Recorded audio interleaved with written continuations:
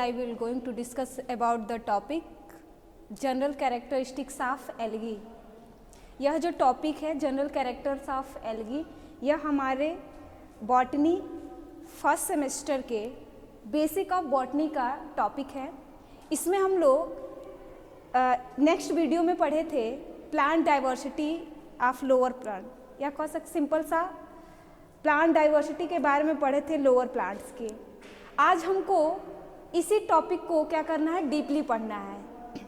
जैसे plant diversity में हम लोगों ने पढ़ा था कि एल्गी माइक्रोस्कोपिक जो ऑर्गेनिज्म है जिसकी उत्पत्ति सबसे पहले वाटर हैबिटेट या कह सकते हैं एक्वेटिक हैबिटेट में हुआ था, वहाँ से लेकर अब हमको एक एक करके कैसे कैसे इसका इवोल्यूशन हुआ और फिर हमने पढ़ा था लास्ट तक एंजियोस्पर्म तक, यानी एल्गी, ब्रायोफाइटा, टेरिडोफाइटा, जिम्नोस्पर्म और लास्टली हमने पढ़ा था एंजियोस्पर्म तक। आज हम लोग को एक एक करके क्या करना है, इसका जनरल कैरेक्टर्स पढ़ना है।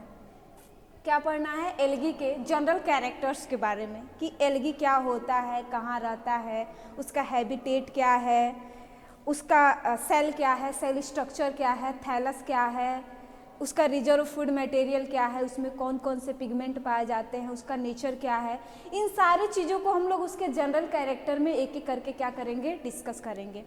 सबसे पहले हम लोग एल्गी के ओरिजिन के बारे में डिस्कस कर लेते हैं। और एल्गी का जो कह सकते हैं ओरिजिन हुआ, वो सबसे पहले लेवाइस थॉमस नामक एक साइंटिस्ट ने 1984 में सबसे पहले इसका रिपोर्ट पब्लिश किया। उसमें उन्होंने बताया कि जो हमारा अर्थ है, हमारे अर्थ का जब क्या हुआ, या कह सकते हैं अर्थ का जब डेवलपमेंट हुआ धीरे धीरे, आपको पता है हमारा जो अर्थ है करोड़ों वर्ष पहले क्या था, एक बहुत गर्म प्लेनेट था, जो धीरे धीरे उसमें क्या हुआ, बारिश हुई, प्रेसिपिटेशन हुआ, धीरे धीरे वो क्या हुआ, ठंडा हुआ, और ठंडा होने के बाद वहाँ का जो फिजिकल इन्वायरमेंट था उसमें क्या हुई, चेंजिंग हुई, और उसके बाद क्या हुआ, तब यहाँ पे लाइफ क्या हुआ, एग्जिस्ट हुआ। सबसे पहले आप लोग अगर इवोल्यूशन पढ़ते होंगे तो वहाँ पे आप लोग को बताया गया कि सबसे पहले वाटर हैबिटेट में जो यूनिसेलुलर ऑर्गेनिज्म हुए उनका क्या हुआ, डेवलपमेंट हुआ।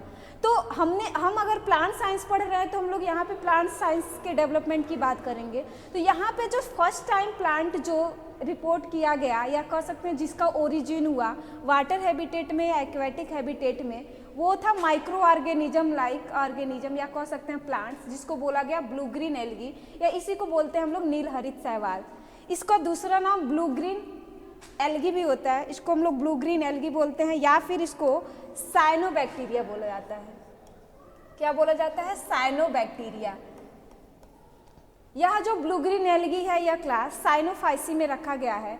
इसके अंदर हमारे सारे कह सकते हैं यूनिसेलुलर माइक्रोस्कोपिक ऑर्गेनिज्म आते हैं। जैसे अगर हम लोग एग्जाम्पल की बात करें तो इसके एग्जाम्पल में आप लोग पढ़े होंगे नास्टॉक, एनाबिना, ये सब हमारे क्या है, ये सब हमारे ब्लू ग्रीन एल्गी के मेंबर हैं। अभी हम लोग आगे चल के इस क्लास के बारे में क्या करेंगे, डीपली स्टडी करेंगे।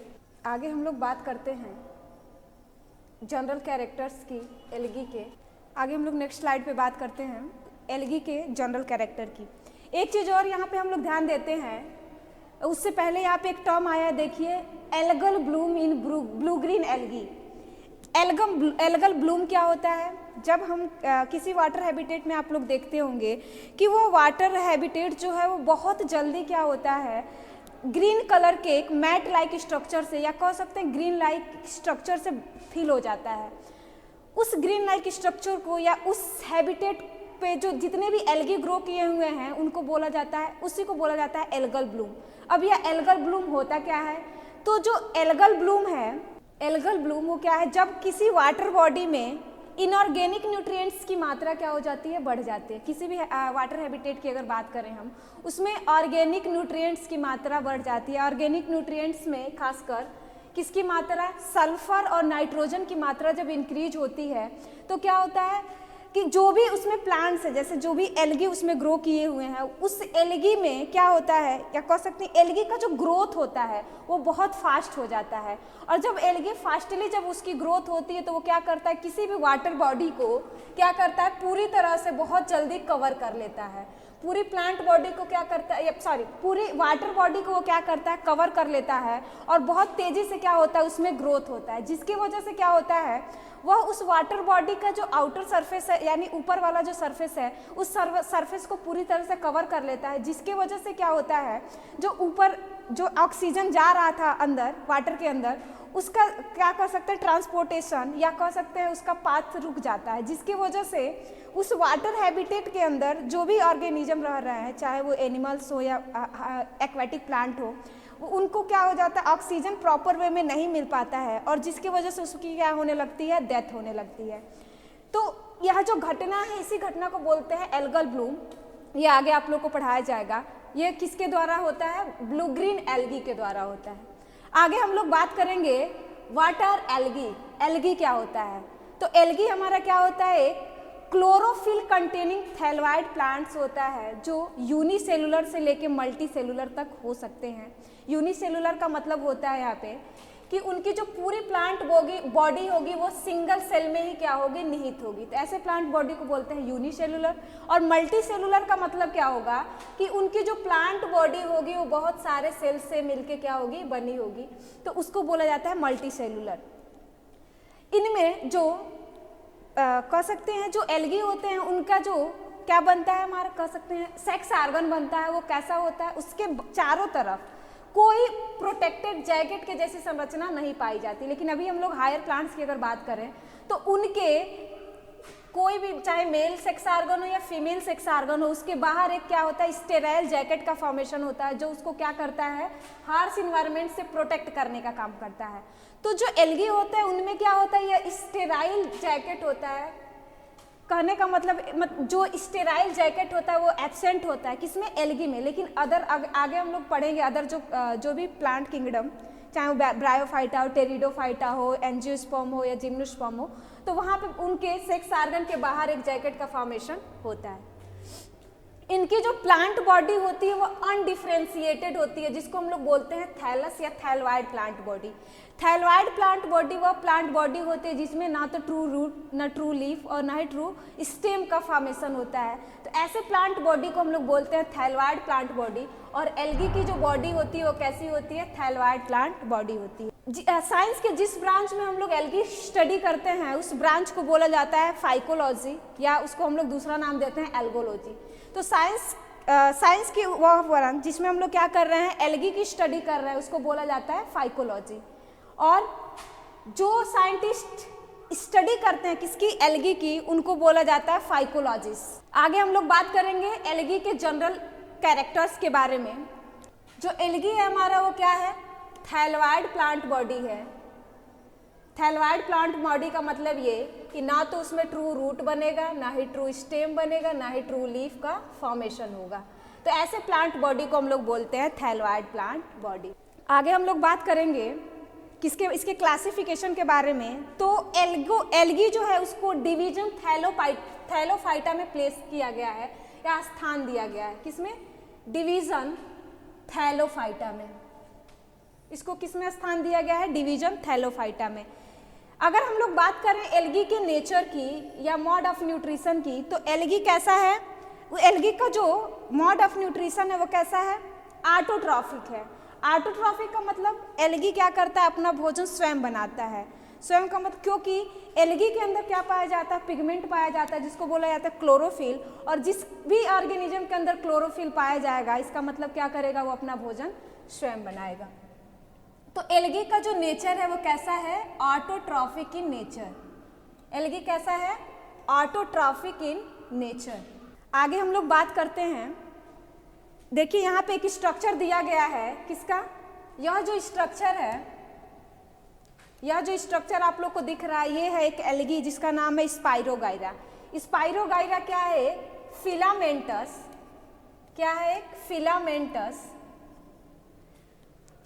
फिलामेंटस एल्गी होता है जो इसकी प्लांट बॉडी जो होती है वो बहुत क्या कह सकते हैं, अनडिफरेंशिएटेड, या कहने का मतलब सिंगल सेल नहीं कहेंगे, इसको सिंगल फिलामेंट कहेंगे। सिंगल फिलामेंट के रूप में क्या होती है, प्रेजेंट होती है स्पाइरोगाइरा। आगे हम लोग बात करेंगे एल्गी के कैरेक्टर के, जनरल कैरेक्टर के बारे में। तो यहाँ पे देखिए आप लोग को दिख रहा होगा एल्गी जो है, एल्गी प्लांट ग्रुप वो कैसे फंजाई से डिफर करता है, इसके बारे में हमको जानना है। देखिए यहाँ पे लिखा हुआ है एल्गी डिफर फ्रॉम फंजाई, यानी एल्गी में ऐसा क्या कैरेक्टर है जिसके वजह से वो फंजाई से क्या है, डिफर है। देखिए पहला है प्रेजेंस ऑफ फोटोसिंथेटिक पिगमेंट। आपको पता है एल्गी में क्या पाया जाता है, फोटोसिंथेटिक पिगमेंट पाया जाता है, क्लोरोफिल पाया जाता है, और अलग अलग क्लास के एल्गी में अलग अलग तरह का पिगमेंट्स पाया जाता है। तो अलग अलग तरह का जब पिगमेंट्स पाया जाएगा तो उसी के प्रेजेंस में वो क्या करता है, अपना फोटोसिंथेसिस प्रोसेस कंप्लीट करता है।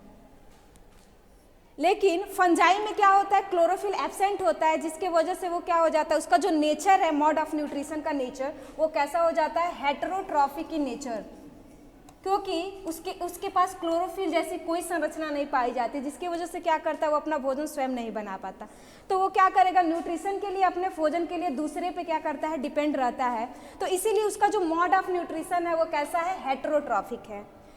तो यहाँ पे एल्गी का जो मोड ऑफ न्यूट्रिशन होता है वो ऑटोट्रॉफिक होता है, लेकिन अगर हम लोग बात करें फंजाई के तो उसका जो मोड ऑफ न्यूट्रिशन है वो कैसा होता है, हेटेरोट्रॉफिक होता है। आगे हम लोग बात करेंगे जनरल कैरेक्टर ऑफ एल्गी में। आगे मैक्सिमम अगर एल्गी की बात की जाए तो जो मैक्सिमम एल्गी होते हैं उनका जो वाटर हैबिटेट होता है वो क्या होता है, वाटर, या कह सकते हैं एक्वेटिक हैबिटेट होता है। मोस्टली जो एल्गी हैं वो कैसे हैं, एक्वेटिक हैबिटेट में रहने वाले हैं, लेकिन उसके अलावा भी कुछ एल्गी ऐसे होते हैं जो टेरेस्ट्रियल इन नेचर हैं। जैसे अगर हम लोग बात करें एक्वेटिक हैबिटेट में, तो उस एक्वेटिक हैबिटेट में भी कुछ एल्गी ऐसे हैं जो फ्रेश वाटर हैबिटेट में रहते हैं या फ्रेश वाटर में रहते हैं, और कुछ एल्गी ऐसे हैं जो मैराइन हैबिटेट में या कह सकते हैं मैराइन वाटर में रहते हैं। जितने भी फियोफाइसी और रोडोफाइसी के मेंबर हैं वो सारे के सारे क्या है, मैराइन हैबिटेट में रहते हैं या मैराइन वाटर में रहते हैं, और जितने भी क्लोरोफाइसी के मेंबर हैं वो क्या होते हैं, फ्रेश वाटर होते हैं। फ्रेश वाटर में भी आप लोग पढ़ेंगे आगे जब डीपली आप लोग को पढ़ाया जाएगा कि कुछ ऐसे होते हैं जो कहाँ रहते हैं, स्टेगनेंट वाटर में रहते हैं, कुछ रनिंग वाटर में रहते हैं। तो इनके बारे में हम लोग आगे क्या करेंगे, डिस्कस करेंगे। जैसे बहुत सारे ऐसे एल्गी हैं जो कहाँ रहते हैं, कुछ एल्गी ऐसे हैं, मेन जो हैबिटेट है एल्गी का वो क्या है, हमारा वाटर हैबिटेट या एक्वेटिक हैबिटेट है। उसमें भी कुछ एल्गी ऐसे हैं जो फ्रेश वाटर में रहते हैं, कुछ एल्गी ऐसे हैं जो मैराइन वाटर में रहते हैं। उसके अलावा कुछ एल्गी ऐसे हैं जो टेरेस्ट्रियल इन हैबिटेट है। टेरेस्ट्रियल का मतलब ये, टेरेस्ट्रियल कहने का मतलब ये कि कहाँ रहेंगे, जो मॉइस्ट सॉइल है, जहाँ के सॉइल में क्या पाई जाएगी, नमी पाई जाएगी, तो वहाँ के सॉइल में ये क्या करते हैं, ग्रो करते हैं। इसके अलावा कुछ एल्गी ऐसे हैं जो कहाँ ग्रो करते हैं, जो मॉइस्ट रॉक होता है, मॉइस्ट रॉकी एरिया, वहाँ ग्रो करते हैं। उसके अलावा कुछ एल्गी ऐसे होते हैं जो कहाँ ग्रो करते हैं, जो मॉइस्ट वॉल्स होता है, दीवारें होती हैं, वहाँ पे आप लोग देखे होंगे हरे हरे कलर का छोटे छोटे प्लांट्स लाइक स्ट्रक्चर ग्रो कर जाता है।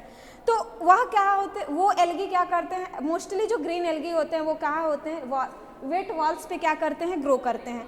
उसके अलावा एल्गी का अनयूजुअल हैबिटेट होता है। अनयूजुअल हैबिटेट का मतलब ये, कुछ एल्गी ऐसे होते हैं जो किसी प्लांट्स के ऊपर ग्रो कर जाते हैं, कुछ एल्गी ऐसे होते हैं जो किसी एनिमल्स के ऊपर ग्रो कर जाते हैं, कुछ एल्गी ऐसे होते हैं जो किसी रॉक्स पे ग्रो कर जाते हैं, या कुछ एल्गी ऐसे होते हैं जो कहाँ ग्रो कर जाते हैं, किसी लीफ के पत्ती के सरफेस पे ग्रो कर जाते हैं।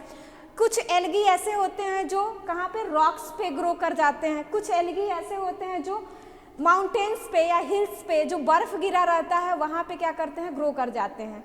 तो ये एल्गी का क्या होता है, अनयूजुअल हैबिटेट होता है।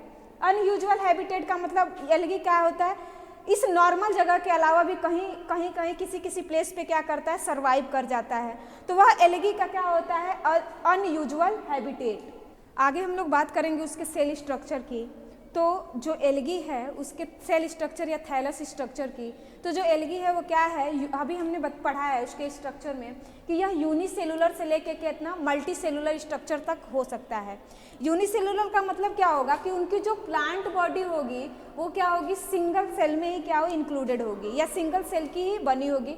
उसके जितने भी सेल ऑर्गेनेल हैं वो क्या होंगे, केवल उसके सिंगल सेल में ही प्रेजेंट होंगे, या कह सकते हैं उसमें सिंगल सेल में ही पाए जाते हैं। एल्गी के जनरल कैरेक्टर्स के बारे में अगर हम लोग बात करें, इसके किस्म रिप्रोडक्शन के बारे में, या फिर हम लोग अगर उससे पहले हम लोग इसकी बात कर लेते हैं क्लासिफिकेशन की।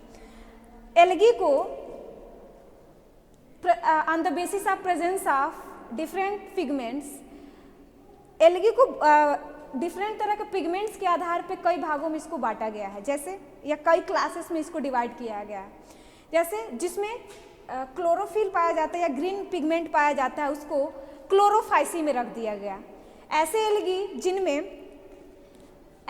जिनमें क्या था, blue green pigment, blue green का मतलब उसमें क्लोरोफिल ए, क्लोरोफिल बी या उसके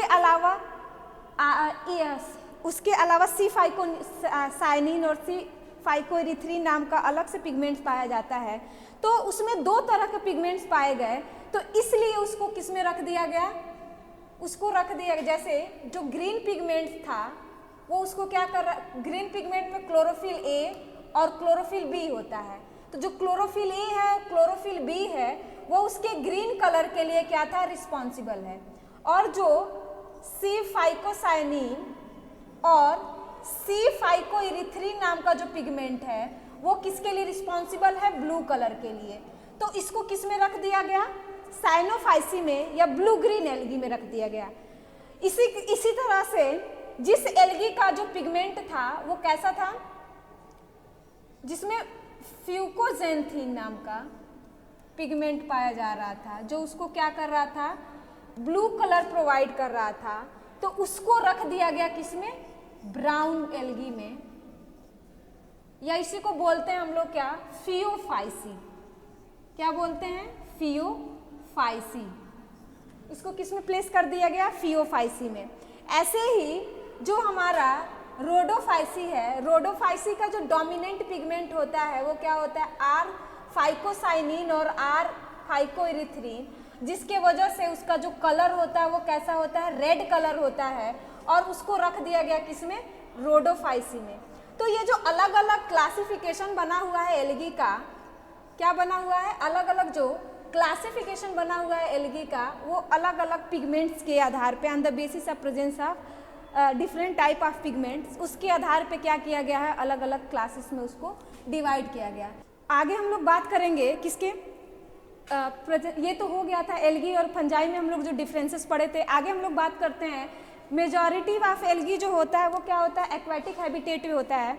इसका मतलब मैक्सिमम जो एल्गी है वो कहाँ रहते हैं, फ्रेश वाटर में या मराइन वाटर में रहते हैं, यानी मेन उनका जो हैबिटेट है वो क्या है, वाटर या एक्वेटिक हैबिटेट है। लेकिन उसके अलावा कुछ एल्गी जो हैं वो कैसे हैं, कुछ जो एल्गी हैं वो कहाँ प्रेजेंट रहते हैं या कह सकते हैं रहते हैं, टेरेस्ट्रियल पे। उसके अलावा कुछ अनयूजुअल हैबिटेट पे भी क्या करते हैं, ग्रो करते हैं। आगे हम लोग बात करेंगे एल्गी के सेक्स आर्गन की।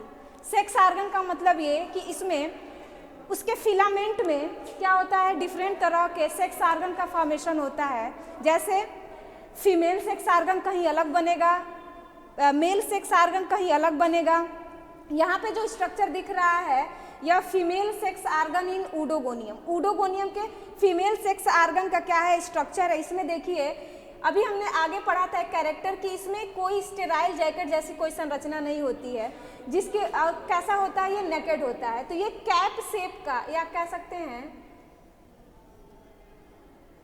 इस स्ट्रक्चर का क्या होता है, फीमेल सेक्स आर्गन होता है, जिसको क्या बोला जाता है, उगोनियम बोला जाता है, ऊडोगोनियम के केस में। ठीक है, आगे हम लोग बात करेंगे किसके बारे में, यही देखिए अभी ये कैरेक्टर हम लोगों ने पढ़ा है कि जो सेक्स आर्गन होता है उसमें जैकेट जैसी कोई संरचना नहीं पाई जाती, इसीलिए इसको एल्गी के जितने भी मेंबर होते हैं उनमें जो सेक्स आर्गन होता है उसको बोला जाता है नेकेड सेक्स आर्गन। क्यों, क्योंकि इसके बाहर एक कह सकते हैं जैकेट या स्टेराइल जैकेट जैसी कोई लेयर नहीं होती है। इफ जैकेट, देखिए यहाँ पे लिखा हुआ if jacket cell is present they have different उन ओरिजिन। अगर किसी भी कह सकते हैं स्ट्रक्चर के बाहर या कह सकते हैं सेक्स आर्गन के बाहर अगर किसके जैसी जैकेट जैसी कोई संरचना आपको दिख रही है तो इसका मतलब क्या है, वह अब इस एल्गी ग्रुप का नहीं रह गया, यानी वो अब ब्रायोफाइटा का मेंबर हो सकता है, टेरिडोफाइटा का मेंबर हो सकता है, या आगे किसी और क्लास का मेंबर हो सकता है। आगे हम लोग बात करेंगे algae character, there is no progressive completely reproduction in different in algae group. कहने का मतलब ये कि हम लोग जैसे डिफरेंट क्लासेस पढ़ेंगे एल्गी के, उसमें अगर हम लोग बात करें रिप्रोडक्शन की तो सब में सेम तरह का रिप्रोडक्शन नहीं होता है। जैसे सेम तरह कहने का मतलब ये, जैसे आपको पता है रिप्रोडक्शन 3 तरह का होता है। पहला जो रिप्रोडक्शन है वो होता है वेजिटेटिव रिप्रोडक्शन, जो लोअर प्लांट्स में वेरी कॉमन होता है, वेजिटेटिव रिप्रोडक्शन। उसके अलावा आप लोग पढ़े होंगे एसेक्सुअल रिप्रोडक्शन, जो एसेक्सुअल स्पोर या कोनिडिया के द्वारा परफॉर्म किया जाता है। उसके अलावा जो तीसरा टाइप होता है सेक्सुअल रिप्रोडक्शन, जो हर एक ऑर्गेनिज्म, लिविंग ऑर्गेनिज्म जैसे हायर प्लांट हुआ, एनिमल हुआ, सब में सबके द्वारा क्या किया जाता है, परफॉर्म किया जाता है। तो यह जो वेजिटेटिव रिप्रोडक्शन है ये बहुत कॉमन होता है, किसमें, एल्गी में। लेकिन अगर हम लोग डिफरेंट क्लासेस की बात करें एल्गी में, तो किसी में वेजिटेटिव रिप्रोडक्शन क्या होता है, बहुत डोमिनेंट होता है, किसी में नहीं भी होता है।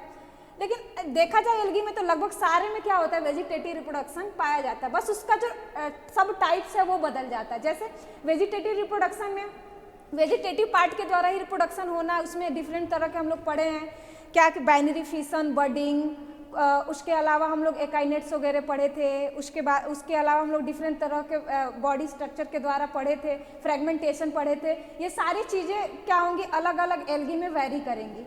ऐसे ही हम लोग बात करेंगे किसके बारे में, एसेक्सुअल रिप्रोडक्शन के बारे में। तो जो एसेक्सुअल रिप्रोडक्शन है ये डिफरेंट तरह के एल्गी में क्या होता है, अलग अलग तरह से होता है या अलग अलग स्ट्रक्चर के द्वारा होता है। बात करेंगे हम लोग किसके बारे में, सेक्सुअल रिप्रोडक्शन के बारे में। तो एल्गी का जब हम लोग डिफरेंट क्लासेस पढ़ेंगे तो उसमें कुछ एल्गी ऐसे हैं जिनमें क्या होता है, सेक्सुअल रिप्रोडक्शन पाया जाता है, किसी में नहीं भी पाया जाता है। जैसे अगर हम लोग बात करेंगे साइनोफाइसी के मेंबर में, तो साइनोफाइसी के मेंबर में सेक्सुअल रिप्रोडक्शन नहीं पाया जाता। क्यों? क्योंकि वे सबसे प्रिमिटिव एल्गी होते हैं, या उनकी बॉडी कैसी होती है, माइक्रोस्कोपिक होती है, और उनको हम लोग चूंकि वो रिजेंबल करते हैं किससे, प्रोकैरियोटिक ऑर्गेनिज्म से। तो प्रोकैरियोटिक ऑर्गेनिज्म में जैसे अगर हम लोग रिजेंबल करें उसको बैक्टीरिया के साथ, तो बैक्टीरिया भी हमारा प्रोकैरियोट्स है, और साइनोफाइसी के जो मेंबर हैं वो भी प्रोकैरियोट है। तो उन दोनों की सिमिलरिटीज में एक चीज़ कॉमन है, क्या कि ये दोनों के दोनों प्रोकैरियोट्स हैं। तो जैसे प्रोकैरियोट्स में वहाँ पे बैक्टीरिया में सेक्स ऑर्गन का फॉर्मेशन नहीं हुआ है, या इसीलिए उसमें क्या होता है, सेक्सुअल रिप्रोडक्शन नहीं पाया जाता। लेकिन सेक्सुअल रिप्रोडक्शन जैसा एक प्रोसेस पाया जाता है जिसको बोला जाता है जेनेटिक रिकॉम्बिनेशन इन बैक्टीरिया। तो सेम वैसे ही जो हमारा साइनोफाइसी का मेंबर है, या उसको हम लोग साइनोबैक्टीरिया बोलते हैं, तो इसमें भी क्या होता है, सेक्स ऑर्गन का फॉर्मेशन नहीं होता है। क्या होता है, सेक्स ऑर्गन का फॉर्मेशन नहीं होता है, इसीलिए इसमें सेक्सुअल रिप्रोडक्शन क्या होता है, एब्सेंट होता है। और जो साइनोफाइसी के मेंबर होते हैं वो ओनली क्या करते हैं, परफॉर्म करते हैं वेजिटेटिव और एसेक्सुअल रिप्रोडक्शन। आगे हम लोग बात करेंगे एम्ब्रियोनिक स्ट्रक्चर की। जैसे आप लोग हायर प्लांट्स में, हायर एनिमल्स में पढ़े होंगे, जैसे ही क्या होता है उसमें फर्टिलाइजेशन हो जाता है, फर्टिलाइजेशन के बाद जाइगोट का फॉर्मेशन होता है, उसके बाद वो जाइगोट क्या होता है, एम्ब्रियो का फॉर्मेशन करता है। जाइगोट क्या करता है, एम्ब्रियो का फॉर्मेशन करता है। लेकिन अगर हम लोग बात करें किसकी, एल्गी की, तो एल्गी में एम्ब्रियो का फॉर्मेशन नहीं होता है। क्या होता है, एल्गी में एम्ब्रियो का फॉर्मेशन नहीं होता है। वह जाइगोट क्या करता है, मियोसिस डिवीजन करता है, और मियोसिस डिवीजन करने के बाद क्या होता है, डॉटर सेल बनाता है, और डॉटर सेल क्या करते हैं, स्पोर का फॉर्मेशन कर लेते हैं। वो डॉटर सेल क्या करते हैं, हैप्लोइड स्पोर का फॉर्मेशन कर लेता है। तो यहाँ पे एम्ब्रियो जैसी कोई संरचना नहीं बनती, इसीलिए आप लोग सुनोगे एल्गी में कोई सीड उड नहीं बनता। क्यों? क्योंकि जब एम्ब्रियो बनेगा तो वही एम्ब्रियो सीड में कन्वर्ट होगा, तो यहाँ पे उसकी जैसी कोई संरचना ही नहीं पाई जाती, इसीलिए इसमें क्या होता है, एम्ब्रियो का फॉर्मेशन नहीं होता। आगे हम लोग बात करेंगे इसमें सो डिस्टिंक्ट अल्टरनेशन ऑफ जेनरेशन। जो हमारा एल्गी होता है उसमें क्या पाए, उसके लाइफ में दो फेजेज पाए जाते हैं। यह जो दो फेजेज होते हैं, एक को बोला जाता है हैप्लोइड फेज, एक को बोला जाता है diploid phase. Alternation of generation का मतलब होता है क्या, पीढ़ी एकांतरण। पीढ़ी एकांतरण का मतलब जब हम लोग एल्गी पढ़ेंगे डीपली, उसकी लाइफ साइकिल किसी भी एल्गी की, तो वहाँ पे आप लोग को बताया जाएगा कि ये जो एल्गी होते हैं इनके लाइफ साइकिल में दो फेजेज आते हैं। एक को बोला जाता है हैप्लोइड फेज, एक को बोला जाता है डिप्लोइड फेज। एक को क्या बोला जाता है, डिप्लोइड फेज। हैप्लोइड फेज यानी उसका जो क्रोमोसोम नंबर होगा वो क्या होगा, n होगा, और डिप्लोइड फेज का मतलब उसका जो क्रोमोसोम नंबर होगा वो 2n होगा। इसको बोला जाता है हैप्लोइड को गैमेटोफाइट फेज, इसको बोला जाता है स्पोरोफिटिक फेज। इसको क्या बोला जाता है, स्पोरोफिटिक फेज। तो ये जो गैमेटोफिटिक फेज का मतलब ये क्या करेगा, गैमिट का फॉर्मेशन करेगा। जब आपको पता है किसी भी स्ट्रक्चर से गैमिट्स बनते हैं तो गैमिट्स की जो संख्या होती है वो क्या होती है, अगर मेल गैमिट है तो उसका भी जो क्रोमोसोम नंबर n होता है, फीमेल गैमिट होती है तो उसका भी क्रोमोसोम नंबर n होता है। अगर हम लोग बात करें स्पोरोफिटिक जनरेशन की या फेज की, तो स्पोरोफिटिक वह फेज होता है जिसमें क्या होता है, डिप्लॉयड स्पोर का फॉर्मेशन होता है। क्या बनता है, डिप्लॉयड स्पोर का फॉर्मेशन होता है, तो इसीलिए ये डिप्लॉयड फेज है, ये क्या है, हैप्लॉयड फेज है। इसमें क्रोमोसोम नंबर n होगा और इसमें क्रोमोसोम नंबर 2n होगा। तो यह जो अल्टरनेशन ऑफ जनरेशन आता है, ये एल्गी की जो हम लोग लाइफ साइकिल पढ़ेंगे तो वहाँ पे हम लोग पढ़ेंगे कि किस एल्गी के लाइफ साइकिल में यह जो हैप्लॉयड फेज है वह कितनी बार आता है और यह जो हैप्लॉयड फेज है वो डोमिनेंट है कि नहीं है। इसके बाद हम लोग पढ़ेंगे ये जो स्पोरोफिटिक फेज है वो क्या है, कितने समय के लिए आता है किसी भी एल्गी की लाइफ साइकिल में और वह डोमिनेंट है कि नहीं है। तो ये है अल्टरनेशन ऑफ जनरेशन। आगे हम लोग बात करेंगे सेलुलर ऑर्गेनाइजेशन, किसके बारे में, एल्गी के जो प्रोकैरियोट से लेके क्या हो सकता है, यूकैरियोट तक हो सकता है। इसके बारे में हम लोग कल डिस्कस करेंगे नेक्स्ट स्लाइड में। Okay, thank you.